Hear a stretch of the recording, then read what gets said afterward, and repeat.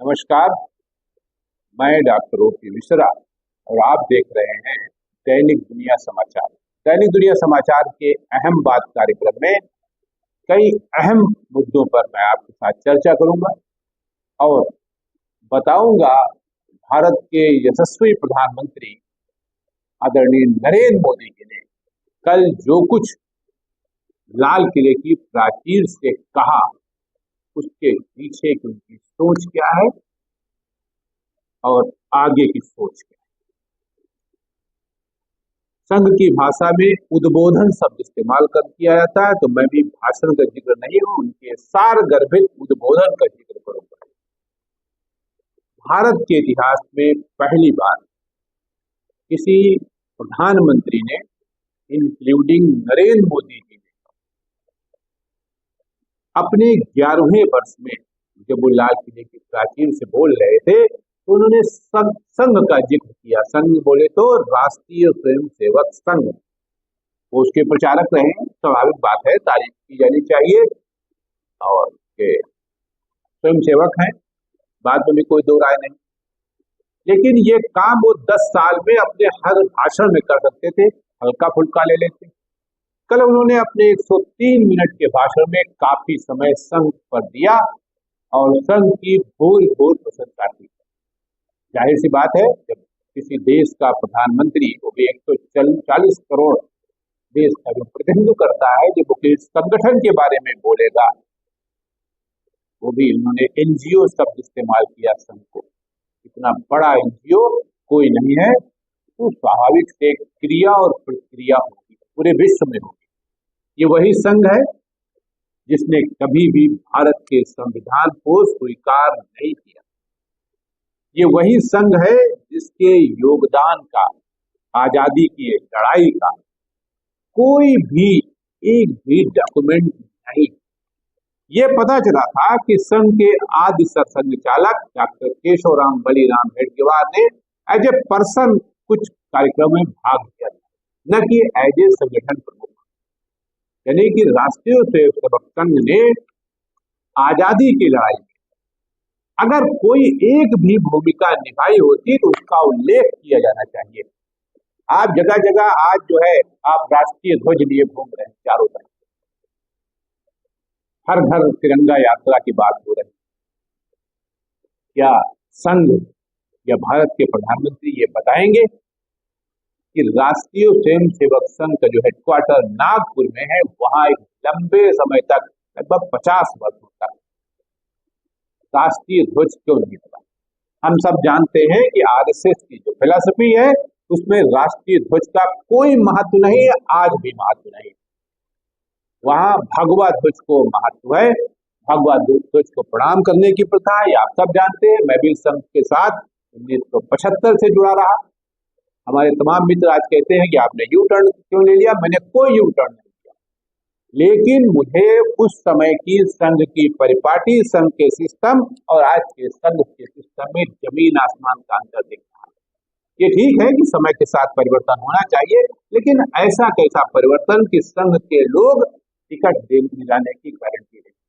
संघ के स्वयंसेवक जो बने हैं, जो पदाधिकारी बने हैं, चाहे वो प्रांत प्रचारक हो, चाहे वो अखिल भारतीय स्तर पर हो, चाहे वो जिला प्रचारक हो, अपने अपने लेवल पर सभी आपको आयोग का चेयरमैन बनवा देंगे, राज्य मंत्री का दर्जा हो जाएगा, आपको उस परिषद का बनवा देंगे। ये धंधा चल रहा है। जाहिर सी बात है, मेरी इस बात से बहुत लोगों को मिर्ची लगेगी, लेकिन ठीक है, लोकतंत्र है, बोलने का हमारा बुनियादी अधिकार है और उसको मैं पालन कर रहा हूं। वो भी बोलेंगे, उनका भी स्वागत। तो मेरा ये कहने का मतलब, प्रधानमंत्री जी ने एक तो युवाओं को 15,000 रुपए का स्टाइपेंड देने की घोषणा की। पिछली भी याद करिए, अगर 2024 के लाल किले की प्राचीर से जो भाषण दिया था, उसमें भी इसी का जिक्र किया कि लॉलीपॉप आप कब तक देते रहोगे।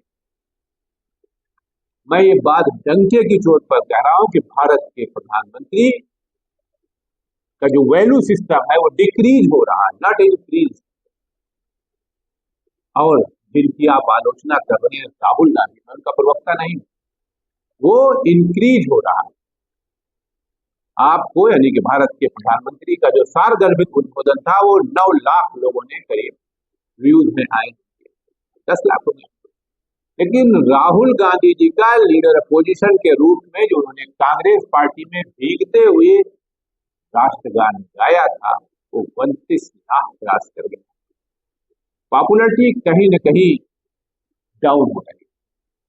और जिस तरह भारतीय जनता पार्टी की आईटी सेल राहुल गांधी को लेकर या उनकी ट्रोल आर्मी राहुल गांधी को लेकर नित नए नए बयान दे रही है, तो आप जरा सर्वे उठा के देख लीजिए कि निगेटिव पब्लिसिटी ने उस व्यक्ति को कहां पहुंचा दिया। एक बार निगेटिव पब्लिसिटी हुई थी तो सोनिया गांधी भारत की प्रधानमंत्री बन रही थी। ये अलग बात है कि उन्होंने इनकार कर दिया था और मनमोहन सिंह जी प्रधानमंत्री बन गए, सिर्फ निगेटिव पब्लिसिटी के लिए।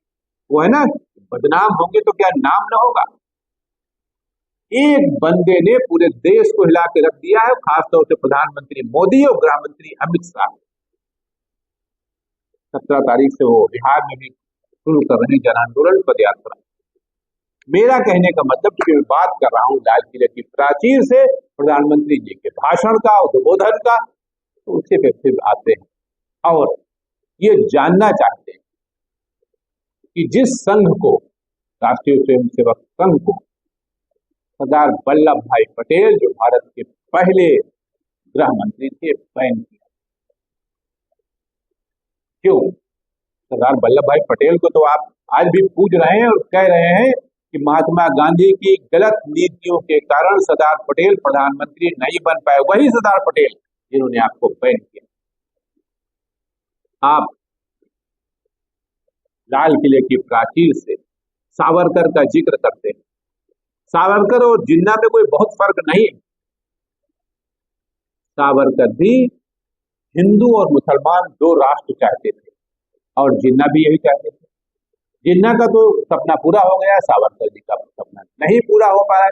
जिस काम के लिए आज संघ लगा हुआ है, भारत के प्रधानमंत्री वर्तमान स्थिति को बताने के बजाय 2047 का लॉलीपॉप दिखा रहे हैं। कब तक?